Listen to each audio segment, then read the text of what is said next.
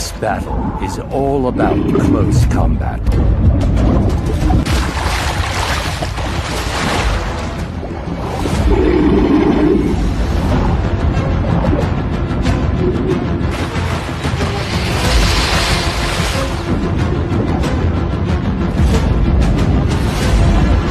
But Tufo is at a disadvantage.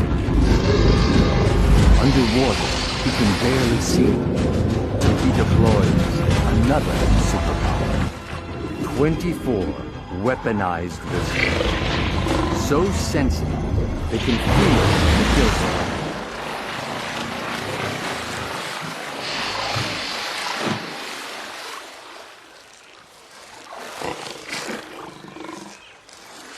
Tufo won't need to hunt for another week. Demonstrating perfectly what the cat family are all about. Prepared to take on anything. Even another apex predator.